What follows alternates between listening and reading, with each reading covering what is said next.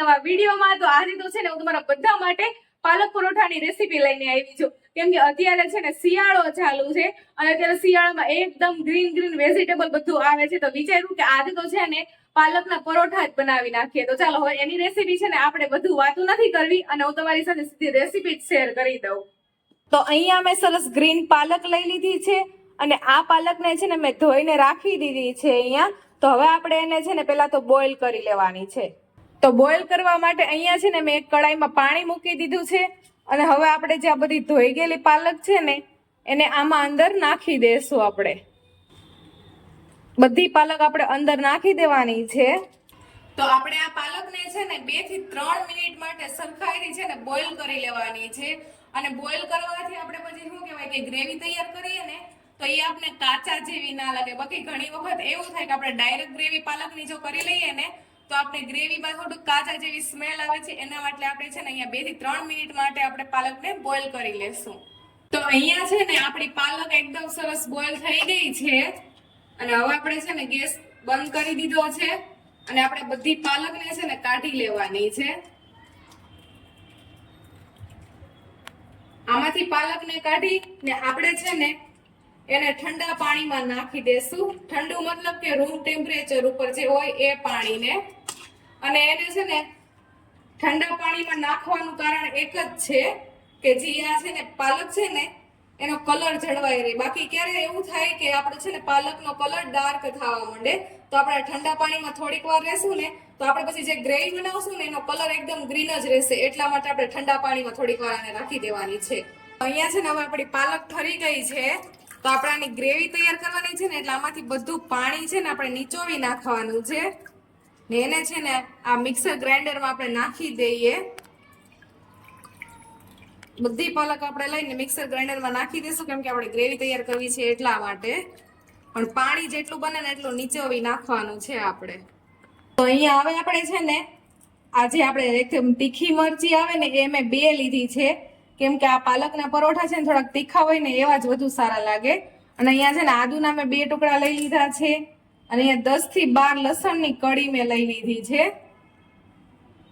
અને એની જ સાથે 1 થી 1.5 ચમચી જેવું છે ને મેં અહીંયા જીરું નાખી દીધું છે અને હવે આપણે આ બધી વસ્તુને છે ને ગ્રાઇન્ડ કરી લેવાનું છે। તો ચાલો આપણી છે ને અહીંયા પાલકની પ્યુરી તૈયાર થઈ ગઈ છે, એકદમ સરસ ગ્રીન। તો હવે આપણે છે ને લોટ બાંધી લઈએ।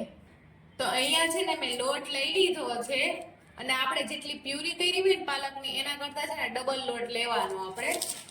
અને અહીંયા મેં અજમો લઈ લીધો છે। હવે અજમાને છે ને આવી રીતે હું હાથેથી ક્રશ કરી ને નાખી દઈશ। જો કે અજમાનો સ્વાદ છે ને મને તો બહુ જ પસંદ છે, એટલા માટે તમને પસંદ હોય તો નાખવાનો, બાકી સ્કીપ હોતન કરી શકો। અને આપણે સ્વાદ અનુસાર છે ને મીઠું નાખી દેશું લોટમાં, કેમ કે આપણે પાલકની પ્યુરી જે તૈયાર કરી ને એમાં નાખ્યું નથી એટલા માટે। તો હવે આપણે છે ને પાલકની જે આ પ્યુરી તૈયાર કરી છે ને એ આમાં નાખી દેશું।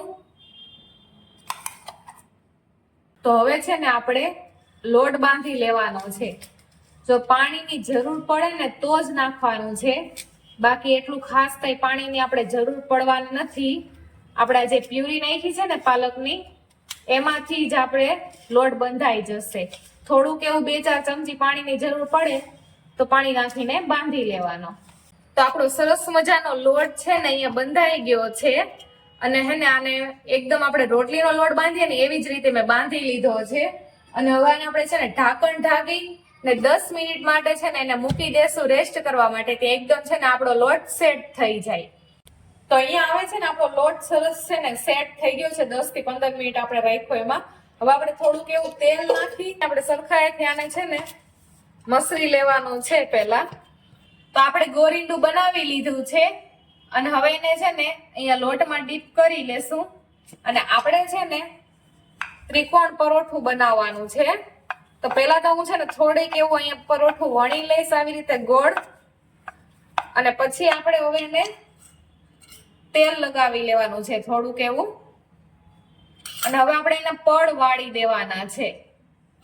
પાછું પડ વાળીને તેલ લગાવી લેવાનું છે। તમે ચાહો તો ઘી પણ લગાવી શકો, બટ મને ઘી છે ને પર્સનલી એટલું પસંદ નથી એટલા માટે। અને હવે આપણે થોડોક એવો લોટ ભભરાવી લેશું અને હવે આપણે સરખાઈથી પરોઠું છે ને 3 ખૂણિયાળું વળી લેવાનું છે. જો કે આ પરોઠામાં છે ને પડ બહુ જ મસ્ત છૂટા છૂટા બને અને ખાવાની મજા આવે ને, એકદમ પરોઠું છે ને ક્રન્ચી બને. એટલા માટે મને છે ને આ 3 ખૂણા વાળું પરોઠું છે ને બહુ જ પસંદ છે. તો અહીંયા છે ને આપણું સરસ મજાનું 3 ખૂણા વાળું પરોઠું તૈયાર થઈ ગયું છે બનાવીને.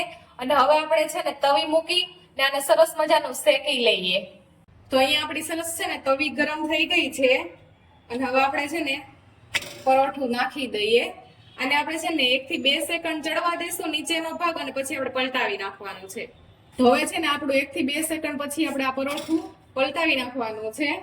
અને તમે છે ને જી પસંદ કરતા હોય ઘી કે તેલ એમાં આપણે છે ને શેકી લેવાનું છે. મેં તો અહીંયા છે ને તેલથી હું શેકું છું. જેમ કે મેં આગળ કીધું એમ કે ઘી મને પર્સનલી એટલું બધું કઈ પસંદ નથી ખાવામાં, એટલા માટે. હવે બંને બાજુ છે ને આપણે આવી રીતે પલટાવી ને અહીંયા પણ હું તેલ સરસ નાખી અને આપણે શેકી લેશું. આ પરોઠામાં છે ને જે આ ખૂણા હોય ને એને છે ને આવી રીતે આપણે પ્રેસ કરીને શેકવા પડે. કેમ કે આપણે છે ને આ અંદર તો વચ્ચેની ભાગમાં તો છે ને પરોઠું સરસ શેકાઈ જાય, પણ આ છે ને જે ખૂણા હોય ને ત્રણેય એ ખૂણામાં આપણે થોડું પ્રેસ કરવું પડે. કેમ કે ઘણી વખત છે ને એવું થાય કે ત્યાં છે ને સરખું શેકાતું નથી અને લોટ જેવું પછી આપણે ખાઈએ ને ત્યારે થોડોક મોઢામાં કાચો લોટ થતો હોય ને એવું લાગે. એટલા માટે અહીંયા છે ને આપણે જે ખૂણા છે ને એ પ્રેસ કરીને શેકવાના છે. તો ચાલો આપણું પરોઠું સરસ છે ને બનીને તૈયાર થઈ ગયું અને આપણે એને પ્લેટમાં કાઢી લઈએ. તો આપણા સરસ મજાના પાલક પરોઠા તો બનીને તૈયાર થઈ ગયા છે, પણ એની સાથે છે ને આપણે દહીં ખાવાનું છે. તો આપણે પ્લેન દહીં નથી રાખવાનું, આપણે છે ને એમાં પણ વઘાર કરવાનો છે. તો ચાલો આપણે દહીં પેલા તો બનાવી લઈએ. તો અહીંયા આપણે છે ને તેલ ગરમ કરવા મૂકી દીધું છે અને હવે છે ને આપણે થોડાક એવા રાઈના દાણા નાખી દેશું અને એની સાથે થોડુંક એવું આપણે જીરું નાખી દેશું. અને હવે એને છે ને આપણે અહીંયા દહીંમાં નાખી લેવાનું છે. જો કે આ દહીંમાં છે ને મેં પહેલેથી જ ઓલરેડી આમાં મીઠું નાખેલું હતું, એટલે હવે આપણે છે ને કોઈ પણ મસાલા નથી નાખવાના. મેં ખાલી મીઠું નાખ્યું હતું અને બસ રાઈ જીરુંનો સરસ આપણે વઘાર કરી નાખ્યો છે. અને હવે આપણે છે ને થોડાક એવા ધાણા નાખી દઈએ. તો આપણા સરસ મજાના પાલકના પરોઠા તૈયાર થઈ ગયા છે અને એની સાથે સરસ મજાનું આપણું છે ને દહીં પણ તૈયાર થઈ ગયું છે. અને દહીંને છે ને મેં એકદમ સિમ્પલ છે ને વઘાર આપી દીધો છે, જેથી એકદમ એ ખાવામાં મજા આવશે. અને પરોઠા છે ને આપણે જે આ ખૂણાવાળા કર્યા છે ને 3 પડવાળા, એટલે એકદમ ક્રન્ચી થઈ જશે, અંદરથી સોફ્ટ અને ઉપરથી એકદમ ક્રન્ચી ફ્લેવર આવે છે. તો બસ આપણા સરસ મજાની જો આ રેસીપી તૈયાર થઈ ગઈ છે. આઈ હોપ કે તમને બધાને મારી આ રેસીપી પસંદ આવી હશે અને તમારા ઘરમાં કોઈ પાલક ના ખાતું હોય ને તો આ બેસ્ટ આઈડિયો છે કે તમે આવી રીતે પાલક ખવડાવી શકો છો. અને બહુ જ સરસ એવા અને ટેસ્ટી એવા પરોઠા બને છે. તમે એને સબ્જી સાથે પણ ખાઈ શકો છો. તમને કોઈ પણ મનપસંદ સબ્જી પસંદ હોય તો એની સાથે પણ તમે લઈ શકો છો.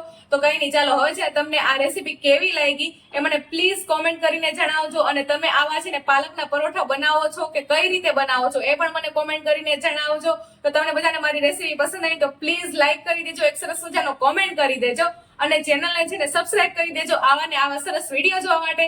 બાકી છે ને હવે આપણે મળશું કાલે. ત્યાં સુધી બધાને જય માતાજી, હર હર મહાદેવ.